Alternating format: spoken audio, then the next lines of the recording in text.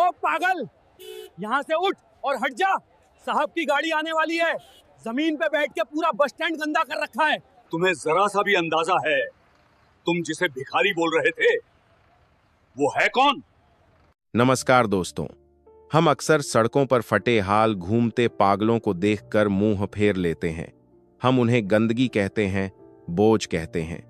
लेकिन क्या आपने कभी सोचा है कि उस फटे हुए लिबास के नीचे एक ऐसा दिल धड़क रहा हो सकता है जिसने इस देश के लिए वो खोया है जिसकी हम कल्पना भी नहीं कर सकते? आज की कहानी उसी पागल की है जिसे दुनिया ने ठुकरा दिया, लेकिन वक्त ने उसे गोद में उठा लिया।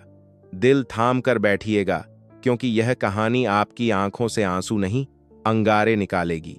कहानी शुरू होती है राजस्थान के एक धूल भरे कस्बे रामगढ़ के पुराने बस स्टैंड से। मई की दोपहर थी। सूरज आग उगल रहा था। बस स्टैंड पर यात्रियों की भीड़ थी। बसों के हॉर्न और फेरीवालों की चिल्लाने की आवाजें गूंज रही थीं। इसी शोर शराबे के बीच वाटर टैंक के पास एक अजीब सा आदमी बैठा था। नाम किसी को नहीं पता था। लोग उसे सिर्फ बामरा पागल कहते थे। उसकी हालत देखकर किसी को भी घिन ना जाए। बाल जटाओं की तरह उलझे हुए, दाढ़ी बढ़ी हुई जिसमें धूल जमी थी, और शरीर पर कपड़ों के नाम पर सिर्फ एक फटा हुआ खाकी रंग का पैंट और एक तार तार हो चुकी शर्ट थी। उसके नंगे पैर छालों से भरे थे। वह आदमी अपनी ही दुनिया में खोया रहता था। कभी हवा में हाथ हिलाता, कभी जोर जोर से हंसने लगता, तो कभी एकदम सावधान होकर खड़ा हो जाता। बस स्टैंड के ठीक सामने सेठ दीनदयाल की मशहूर कचौड़ी की दुकान थी। दीनदयाल एक बहुत ही गुस्सैल और घमंडी आदमी था। उसे अपनी दुकान की साख की बहुत चिंता रहती थी। उस दिन दुकान पर भीड़ ज्यादा थी। वह बावरा भूख से तड़प रहा था। उसकी नजरें दीनदयाल की कढ़ाई में तल रही कचौड़ियों पर थीं। भूख इंसान को जानवर बना देती है, लेकिन वो पागल फिर भी अपनी मर्यादा में था। उसने भीख नहीं मांगी, बस दूर से देख रहा था। तभी एक कुत्ते ने उस पागल के पास पड़ा एक दोना चाटना शुरू किया। पागल ने उस कुत्ते को भगाया और उस दोने में लगा हुआ झूठा टुकड़ा उठाने के लिए आगे बढ़ा। यह देखकर सेठ दीनदयाल का पारा चढ़ गया। अरे ओ मनहूस, मेरी दुकान के सामने ही तुझे मरना है क्या? ग्राहक खराब कर रहा है मेरे। सेठ दीनदयाल अपनी दुकान से बाहर निकला। उसके हाथ में गर्म पानी का एक मग था जो उसने बर्तन धोने के लिए रखा था। उसने बिना कुछ सोचे समझे वह गर्म पानी उस पागल के पैरों के पास फेंक दिया। भाग यहां से, वरना अगली बार खौलता हुआ तेल डाल दूंगा। गर्म पानी की छींटें उस पागल के पैरों पर पड़ीं। वह दर्द से बिलबिलाया नहीं, न ही चिल्लाया। उसने बस अपनी जलती हुई आंखों से सेठ को देखा, और फिर उसने जो किया उसे देखकर वहां खड़े लोग हैरान रह गए। उस पागल ने सेठ को गाली नहीं दी। उसने अपने दोनों हाथ जोड़े, सिर झुकाया और बहुत ही धीमी लेकिन भारी आवाज में बोला, जय हिंद नागरिक, कष्ट के लिए क्षमा। हम यहां की सुरक्षा कर रहे हैं। वहां खड़े लड़के जोर जोर से हंसने लगे। लो भाई, ये पागल खुद को चौकीदार समझ रहा है। एक लड़के ने मजाक उड़ाते हुए पास पड़ा एक ईंट का टुकड़ा उठाया और उस पागल की पीठ पर दे मारा। धप, पत्थर रीढ़ की हड्डी पर लगा। दर्द बहुत हुआ होगा, लेकिन वो पागल हिला तक नहीं। वह वैसे ही तना खड़ा रहा जैसे सरहद पर कोई संतरी खड़ा होता है। उसकी आंखों में आंसू नहीं थे, बस एक अजीब सी चमक थी। तभी बस स्टैंड के गेट पर एक स्कूल बस आकर रुकी। बच्चे उतर रहे थे। हवा तेज चल रही थी। एक छोटे बच्चे के हाथ से कागज का एक छोटा सा तिरंगा छूट गया। हवा के झोंके से वो तिरंगा उड़ता हुआ सीधा एक नाले की तरफ जाने लगा। दीनदयाल और बाकी लोग हंस रहे थे। किसी का ध्यान उस झंडे पर नहीं था, लेकिन उस बावरा ने देख लिया। जैसे ही उसने तिरंगे को नाले की तरफ गिरते देखा, उसके अंदर जैसे बिजली कौंध गई। जो आदमी अभी लंगड़ा कर चल रहा था, वो चीते की रफ्तार से दौड़ा। लोग कुछ समझ पाते उससे पहले उसने नाले के किनारे पर छलांग लगा दी। उसका आधा शरीर कीचड़ में सन गया, लेकिन उसका एक हाथ हवा में था। उसने उस कागज के तिरंगे को कीचड़ में गिरने से पहले ही हवा में लपक लिया था। उसने उस झंडे को अपनी फटी हुई मैली शर्ट से साफ किया, उसे अपने माथे से लगाया, चूमा और बहुत ही सावधानी से अपनी जेब में रख लिया, जैसे वो कोई कागज का टुकड़ा नहीं, कोहिनूर हीरा हो। यह नजारा देखकर भीड़ कुछ पल के लिए शांत हो गई, लेकिन सेठ दीनदयाल ने फिर ताना मारा, बड़ा आया देशभक्त, नौटंकी साला, अरे ओए, ये ड्रामा कहीं और जाकर कर। तभी अचानक शहर का माहौल बदलने लगा। दूर से पुलिस की गाड़ियों के सायरन सुनाई देने लगे, पीं पीं पीं। ये आम पुलिस जीप नहीं थी। पुलिस की गाड़ियां बस स्टैंड के अंदर घुसने लगीं। इंस्पेक्टर और हवलदार डंडे फटकारते हुए चिल्लाने लगे, हटो हटो, सब पीछे हटो, रास्ता खाली करो, वीआईपी मूवमेंट है। रामगढ़ कैंट के आर्मी चीफ शहर के रास्ते से बॉर्डर इंस्पेक्शन के लिए जा रहे थे। इंस्पेक्टर राणा ने सेठ दीनदयाल को डांटा, ए सेठ, अपनी दुकान का सामान पीछे कर, जनरल साहब का काफिला यहां से गुजरेगा, सड़क पर एक परिंदा भी नहीं दिखना चाहिए। तभी इंस्पेक्टर राणा की नजर उस पागल पर पड़ी जो अभी भी सड़क के किनारे खड़ा होकर उस कागज के झंडे को सीधा करने की कोशिश कर रहा था। इंस्पेक्टर राणा का दिमाग खराब हो गया। अरे, ये पागल यहां क्या कर रहा है? अगर जनरल साहब ने इस भिखारी को देख लिया तो मेरी नौकरी खा जाएंगे, इसे हटाओ यहां से। दो हवलदार दौड़कर उस पागल के पास गए। चल बे, उठ यहां से, साहब लोग आ रहे हैं। उन्होंने उस पागल को कॉलर से पकड़ा और घसीटते हुए पीछे ले जाने लगे, लेकिन वो पागल अपनी जगह से हिलने को तैयार नहीं था। वह बार बार सड़क की तरफ देख रहा था।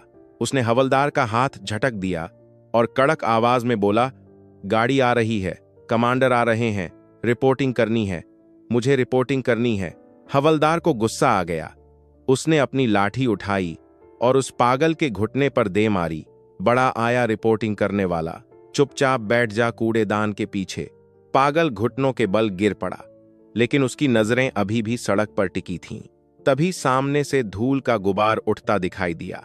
काफिला आ गया था।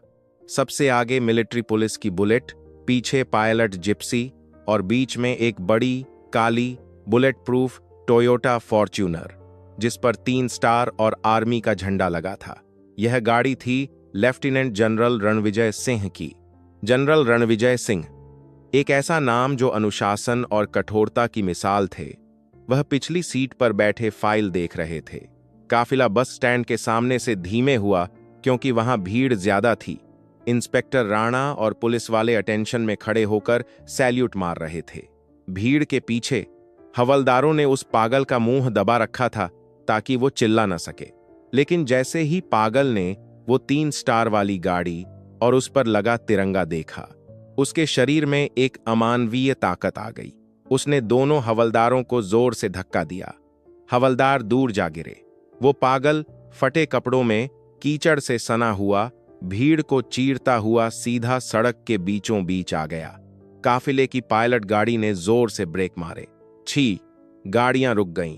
कमांडो तुरंत गाड़ियों से कूदकर बाहर आए। उनकी बंदूकें उस पागल की तरफ तन गईं। इंस्पेक्टर राणा की सांस अटक गई। मार दिया, आज तो ये पागल मरवाएगा। लेकिन उस पागल ने किसी को नहीं देखा। उसने अपनी एड़ियां जोड़ी, सीना चौड़ा किया और अपनी दाहिनी हथेली को माथे पर रखकर एक ऐसा परफेक्ट कड़क सैल्यूट मारा कि हवा भी चीरती हुई महसूस हुई।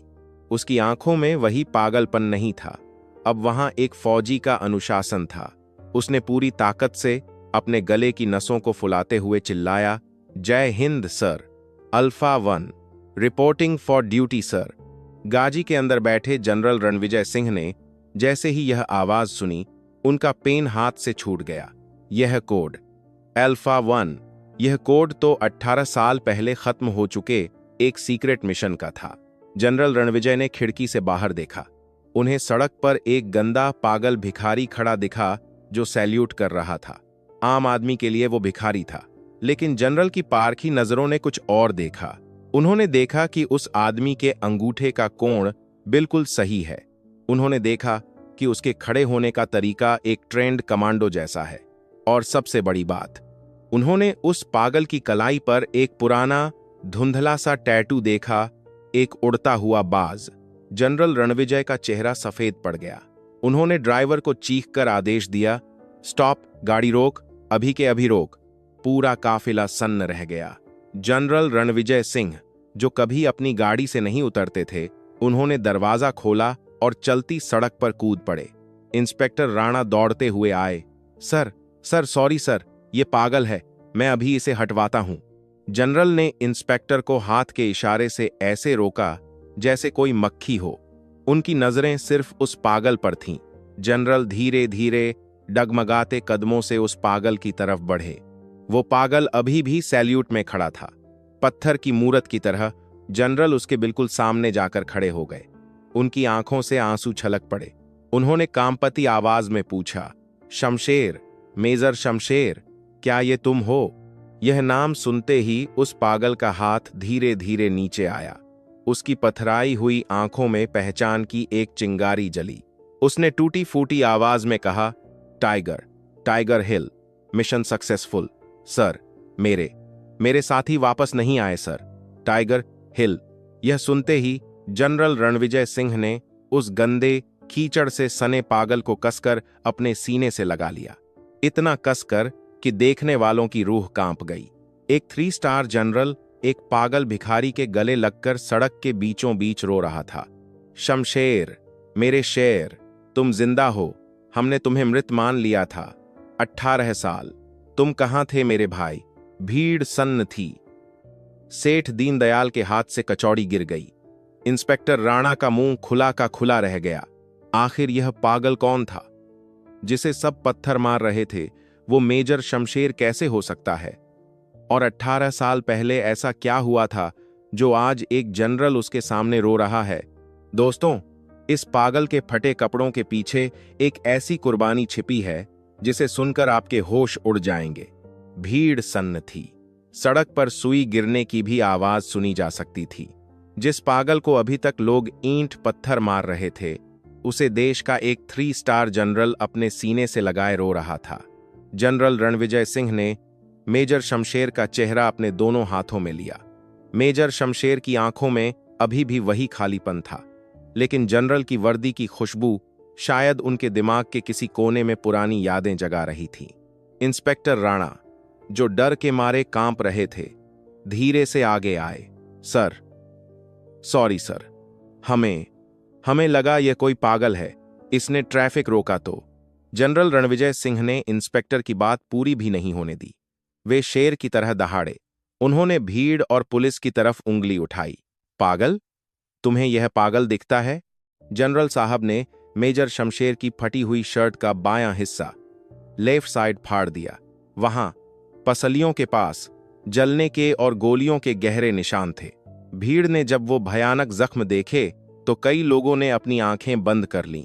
जनरल रणविजय की आवाज भारी हो गई, लेकिन उसमें इतना गुस्सा था कि लोग सहम गए। देख रहे हो ये निशान? ये किसी कुत्ते के काटने के निशान नहीं है। ये दुश्मन के टॉर्चर सेल में दी गई वो यातनाएं हैं जो अगर तुम में से किसी को एक दिन भी दी जाएं तो तुम्हारी रूह कांप जाए। जनरल ने अपनी कैप उतारी और उस पागल के सिर पर पहना दी। यह आदमी जिसे तुम लोगों ने पत्थर मारा, यह भारतीय सेना के पैरा स्पेशल फोर्सेस का सबसे घातक कमांडो मेजर शमशेर सिंह है, कोड नेम शेरा। जनरल की आंखों में आंसू और गर्व दोनों थे। 18 साल पहले हमने एक मिशन भेजा था, ऑपरेशन ब्लैक थंडर। दुश्मन ने हमारे देश पर एक बहुत बड़े बायो अटैक की साजिश रची थी।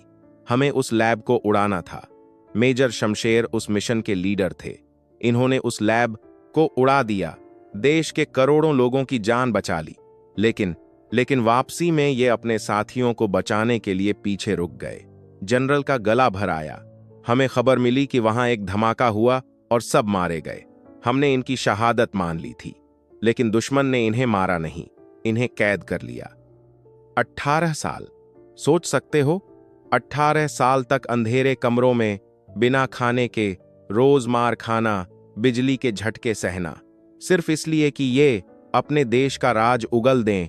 दुश्मन ने इनका शरीर तोड़ दिया, इनका दिमाग तोड़ दिया, इन्हें पागल बना दिया और बॉर्डर पर फेंक दिया। लेकिन जनरल ने मेजर शमशेर की तरफ देखा, जो अभी भी सावधान मुद्रा में खड़े थे। लेकिन दुश्मन इनका जमीर नहीं तोड़ पाया। याददाश्त चली गई, अपना नाम भूल गए, अपना घर भूल गए, पर एक चीज नहीं भूले, देशभक्ति और अनुशासन।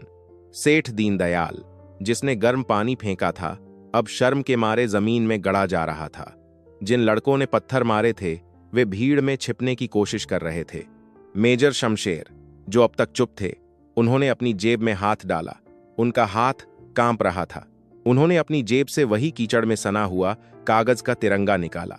उन्होंने उसे अपने कांपते हाथों से सीधा किया और जनरल रणविजय की तरफ बढ़ाया। उनकी फटी हुई सूखी जुबान से कुछ शब्द निकले। सर, झंडा झंडा नीचे नहीं गिरना चाहिए। भारत माता की। बोलते बोलते मेजर शमशेर लखा गए। उनका शरीर अब जवाब दे रहा था। जनरल ने उन्हें थाम लिया। उन्होंने वह गंदा कीचड़ वाला झंडा मेजर के हाथ से लिया। जनरल ने उस गंदे कागज को अपने होठों से लगाया, फिर अपने माथे से और अपनी वर्दी की ऊपर वाली जेब में रख लिया, वहां जहां उनके मेडल लगे थे।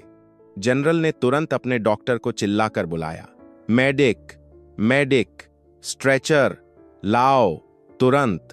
कमांडो दौड़ पड़े। मेजर शमशेर को बहुत सावधानी से स्ट्रेचर पर लिटाया गया। जनरल रणविजय सिंह, जो कभी किसी के सामने नहीं झुकते थे, उन्होंने मुड़कर उस भीड़ को देखा। शर्म आती है मुझे। जिस आजादी की हवा में तुम सांस ले रहे हो, जिस दुकान पर तुम धंधा कर रहे हो, वो इसी पागल की दी हुई भीख है। इसने अपनी जवानी, अपना परिवार, अपना सब कुछ तुम्हारे लिए खो दिया। और तुम लोगों ने इसे क्या दिया? पत्थर, गालियां, गर्म पानी। जनरल की आवाज गूंज रही थी। याद रखना, जब तुम अपने घरों में चैन से सोते हो तो सरहद पर कोई शमशेर जाग रहा होता है। फटे कपों में अगर कोई इंसान दिखे तो जरूरी नहीं वो भिखारी हो सकता है उसके कंधों पर किसी वक्त तुम्हारे देश का भार रहा हो। सेठ दीनदयाल दौड़कर आगे आया और जनरल के पैरों में गिर पड़ा। साहब, मुझसे पाप हो गया साहब, मुझे गोली मार दो। मैंने भगवान पर गर्म पानी डाला है। वह फूट फूट कर रोने लगा। जनरल ने उसे कुछ नहीं कहा, बस इतना बोले, प्रायश्चित करना है तो आज के बाद किसी लाचार का मजाक मत उड़ाना, क्योंकि वर्दी उतरने के बाद फौजी सिर्फ एक इंसान रह जाता है, लेकिन उसकी आत्मा हमेशा फौजी रहती है। मेजर शमशेर को एम्बुलेंस में नहीं, बल्कि जनरल साहब की पर्सनल गाड़ी में बैठाया गया। जब काफिला चलने लगा तो मेजर शमशेर खिड़की से बाहर देख रहे थे। उनकी आंखों में एक सुकून था। शायद उन्हें समझ आ गया था कि उनकी ड्यूटी अब खत्म हुई और वो घर जा रहे हैं। जैसे ही गाड़ियां आगे बढ़ीं, पूरा रामगढ़ बस स्टैंड, क्या दुकानदार, क्या पुलिस वाले और क्या यात्री, सबके सब एक लाइन में खड़े हो गए। बिना किसी आदेश के हजारों हाथों ने एक साथ हवा में उठकर उस जाते हुए हीरो को सैल्यूट किया। हवा में एक ही नारा गूंज रहा था, भारत माता की जय, वंदे मातरम। बाद में पता चला कि आर्मी हॉस्पिटल में 6 महीने के इलाज के बाद मेजर शमशेर की याददाश्त वापस आ गई। उन्हें महावीर चक्र से सम्मानित किया गया और वे अपने गांव, अपने परिवार के पास वापस लौटे। लेकिन उस दिन रामगढ़ के लोगों ने जो सबक इन्हें मिलाया और वे सीखा, वो उनकी आने वाली पीढ़ियां भी याद रखेंगी। दोस्तों, यह कहानी हमें सिखाती है कि किसी की बाहरी हालत देखकर उसकी औकात का अंदाजा कभी मत लगाइए। हमारे समाज में न जाने कितने ऐसे गुमनाम नायक, अनसंग हीरोज हैं जो खामोशी से अपना बलिदान दे देते हैं और बदले में हमसे सिर्फ थोड़ी सी इज्जत चाहते हैं। अगली बार सड़क पर कोई लाचार, कोई पागल या कोई बुजुर्ग दिखे तो उसे दुत्कारने से पहले एक बार सोचिएगा जरूर, शायद वो भी कोई शमशेर हो। अगर इस कहानी ने आपकी आंखों में आंसू और दिल में देश के लिए सम्मान जगाया है तो कृपया इस वीडियो को लाइक जरूर करें। हमारा मकसद सिर्फ कहानियां सुनाना नहीं, बल्कि उन जज्बातों को जगाना है जो कहीं सो गए हैं। ऐसी ही दिल को छू लेने वाली कहानियों के लिए चैनल को सब्सक्राइब करें और बेल आइकन दबाएं, ताकि हम और आप हमेशा जुड़े रहें। कमेंट बॉक्स में जय हिंद लिखकर अपनी हाजिरी जरूर लगाएं। जल्द मिलूंगा एक नई कहानी के साथ। तब तक अपना ख्याल रखिए और अपने देश से प्यार करते रहिए। जय हिंद, जय भारत।